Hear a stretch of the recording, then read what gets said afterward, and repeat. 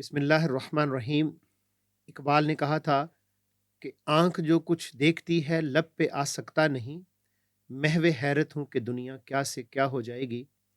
سمندر کی گہرائیوں سے موتی نکالنا ہو، چاند کے بعد مریخ پہ پہنچنا ہو، انسان کی جستجو اور انسان کی لگن اسے دن رات اسی بات کے اوپر آمادہ رکھتی ہے، اور یہی جستجو اور یہی کوشش اور لگن انسان کو اللہ کی طرف سے ودیت ہوئی ہے، اور اس کا نتیجہ ہے کہ انسان نے دنیا کے اندر نت نئی ایجادات کی، اور یہ سلسلہ جاری ہے۔ پچھلے چند دنوں کے اندر نوید صاحب آپ نے دیکھا کہ چیٹ جی پی ٹی اور آرٹیفیشل انٹیلیجنس، جس کے اوپر کم و بیش امریکہ کی اجارہ داری تھی، کوئی شور نہیں مچا۔ جنہوں نے کام کرنا ہوتا ہے اپنے ملک کے لیے، اپنی قوم کے لیے یا دنیا کے لیے، تو بہت ہی خاموشی کے ساتھ ڈیپ سیک کا افتتاح ہوا، اور دیکھتے ہی دیکھتے لمحوں کے اندر، چند سیکنڈز کے اندر، دنوں کے اندر گیم ایسی پلٹی کہ وہ جو کہتے تھے کہ ہمارا سکہ چلتا ہے اور ہمارا ٹیکنالوجی کے اوپر ایک بہت ڈومیننسی ہے، دیکھتے ہی دیکھتے چند دنوں کے اندر ڈیپ سیک نے اس پورے معاملے کے اندر جو اجارہ داری قائم کی، وہ باعث حیرت بھی ہے، قابل تعریف بھی ہے، اور امید ہم کرتے ہیں انشاءاللہ العزیز کہ یہ جو دنیا اس معاملے میں آگے چل پڑی ہے، تو یہ جو ایک اجارہ داری ہے کسی ایک ملک کی، وہ جب ٹوٹتی ہے تو اس کے نتیجے میں اور بہت سارے راستے نکلتے ہیں۔ ہمارے ملک کے نوجوانوں کے لیے، وہ لوگ جو کمپیوٹر سائنس کے ساتھ وابستہ ہیں، آرٹیفیشل انٹیلیجنس کے ساتھ وابستہ ہیں، اور اس طرح کی جتنی ٹیکنالوجیز نت نئی آ رہی ہیں، ان نوجوانوں کے لیے نوید صاحب اس میں بہت بڑا سبق ہے، ایک بہت بڑی کھلتی ہوئی راہیں ہیں اس معاملے کے اندر۔ اور اگر آپ دیکھیں نوید صاحب ہمارے نوجوانوں کو، تو میں یہ سمجھتا ہوں کہ اس فیلڈ میں ہمارے نوجوان بہت آگے جا سکتے ہیں۔ تھوڑا سا نوجوانوں کو کلک کرنے کی، ڈائریکشن دینے کی اور شاباش دینے کی تھوڑی سی ضرورت ہے۔ اس معاملے میں ہمارے نوجوانوں کے اندر یہ پوٹینشل بدرجہ اتم موجود ہے۔ تو آج ناظرین، ہم کچھ مختصر بات ہم نے کی ہے، اس پہ کریں گے، ڈیپ سیک کے اوپر کریں گے، تاکہ یہ جو نت نئی ٹیکنالوجیز آ رہی ہیں، یہ جو کمپٹیشن ہے مارکیٹ کا، اور اس کے انسانی دنیا کے اوپر کیا اثرات مرتب ہوں گے، آج کا ہمارا یہ ٹاپک ہے، اس کے اوپر ہم آغاز کر چکے ہیں۔ نوید صاحب کیا فرماتے ہیں آپ اس معاملے میں؟ جی بسم اللہ الرحمن الرحیم۔ نصر اللہ بھائی، یہ ماشاءاللہ پہلے بھی آپ نے ایک بہت امپورٹنٹ ایشو کو جو ہے بیچ میں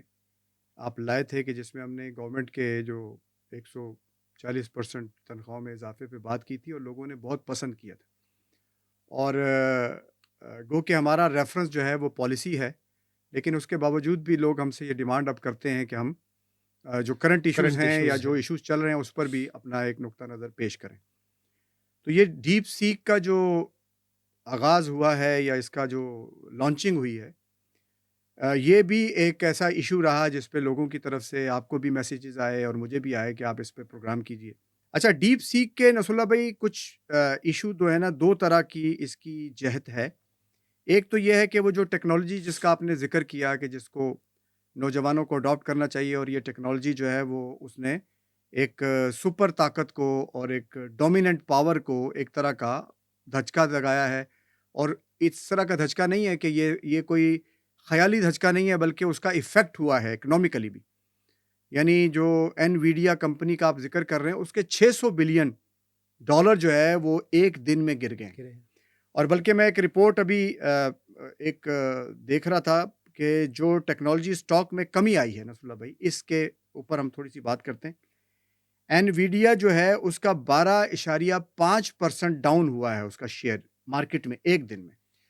اور یہ تقریباً $600 بلین وہ ہے جو ایسٹیمیٹ کیا جا رہا ہے۔ اسی طرح براڈ کام ہے، اس کا 14% گرا ہے شیئر۔ مائکروسافٹ کے 4.4% شیئر گرے ہیں۔ گوگل کے 3.2% جو ہے وہ شیئر گرے ہیں۔ یعنی یہ ایک یوں سمجھیں کہ پچھلی تاریخ کے اندر ایک بہت بڑا کسی بھی کمپنی کو لاس ہے جو امریکہ میں ہوا ہے، اور یکلخت ہوا ہے۔ اچھا، یہاں پر اس پوری ٹیکنالوجیکل وارفیئر میں ہم اس کو تھوڑا سا پالیسی ریفرنس سے بھی دیکھ رہے ہیں، اور ہم یہ جاننے کی کوشش کر رہے ہیں کہ یہ اصل میں ہوا کیا، یہ واقعہ کیا ہے۔ یہ آرٹیفیشیل انٹیلیجنس کے ریفرنس سے یہ جو ایک ڈیپ سیک چیٹ جی پی ٹی کی طرز کی ایک نئی ایپ جو ہے وہ لانچ ہوئی ہے، تو ایسا کیا اس نے کر دیا ہے کہ جس پر پوری دنیا ہل کر رہ گئی ہے، اور it's just like an atomic explosion somewhere, یعنی جیسے آپ ایٹم بم پھاڑتے ہیں، یہ ایسی ایک خبر ہے کہ جو دنیا میں پھیلی ہے، اور میڈیا میں اس وقت اس کے اوپر بہت چرچا ہو رہی ہے۔ رسول اللہ بھائی، یہ جو نینو چپس ہیں نا، یہ اصل میں اس ٹیکنالوجی کے اوپر امریکن بالادستی کی کہانی ہے پوری۔ امریکہ نے اس بات کو سمجھ لیا تھا آج سے 20 سال پہلے ہی کہ دنیا میں آگے جو ہے اب جو وارفیئر ہے وہ اکوپ یعنی ویپنز بیسڈ نہیں ہے، ٹیکنالوجی آرمی بیس ہے۔ بیسڈ نہیں ہے، وہ ٹیکنالوجی بیس ہے۔ اور ٹیکنالوجی پہ چونکہ سلیکان ویلی بنا کر اور دنیا کے سارے مال و متاع کو اپنے ہاتھ میں لے کر امریکہ کو بڑے عرصے تک اس بات پر ایک اس بات کا برتری حاصل زوم رہی تھا۔ ہے، زوم رہا ہے، برتری حاصل رہی ہے کہ وہ اس ٹیکنالوجیکل وارفیئر میں ایک ڈومیننٹ کردار ادا کر رہا تھا، اور اس نے یہ بات کو بھی بھانپ لیا تھا کہ چائنا بہت تیزی کے ساتھ اس جنگ میں امریکہ کا پیچھا کر رہا ہے۔ اور امریکہ نے دیکھیں یہ جو نینو ٹیکنالوجی ہے نا رسول اللہ بھائی، ابھی میں اس کی تھوڑی سی ایک ہسٹری اپنے لوگوں کو تھوڑی سی بتانا اس لیے چاہوں گا تاکہ چونکہ ہم ٹیکنیکل ریفرنس سے چیزوں کو کسی کے ریفرنس سے سمجھ رہے ہیں، اور ہم یہ جان رہے ہیں کہ ہوا کیا۔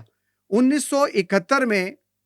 جو چپ بنی ہے رسول اللہ بھائی، آج سے 1971 میں جو پہلی چپ بنی تھی، اس میں 2300 ٹرانزسٹر جو ہے وہ کام کر رہے۔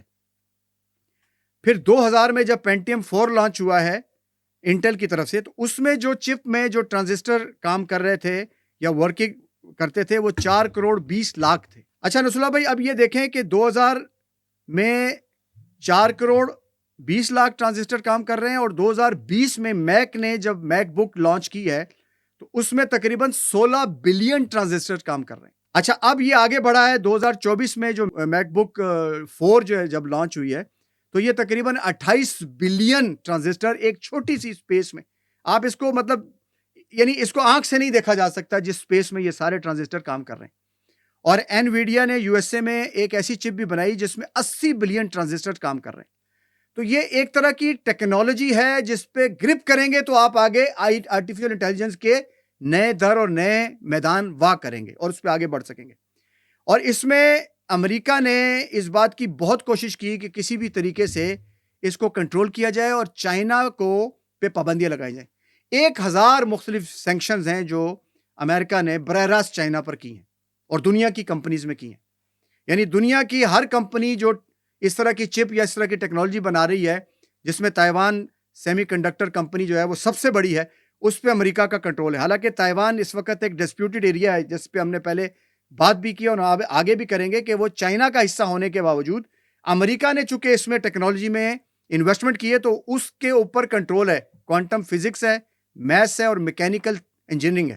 ان تینوں کے ملاپ سے یہ جو کمپنی ہے یہ دنیا بھر کو یہ چپس فراہم کرتی ہے۔ امریکہ اپنے زوم پر یہ سوچتا رہا کہ اس کے پاس سینکشنز کا پاور ہے اور وہ دنیا کو کنٹرول کر رہا ہے اور ایک ڈومینیٹنگ فورس ہے، تو امریکہ نے یہ سینکشن چائنا پہ لگائیں، اور چائنا پر سینکشن لگانے کے بعد امریکہ کو یہ گمان بھی نہیں تھا کہ چائنا اس طریقے سے آگے بڑھے گا اور اس طرح کا دھماکہ کر سکے گا۔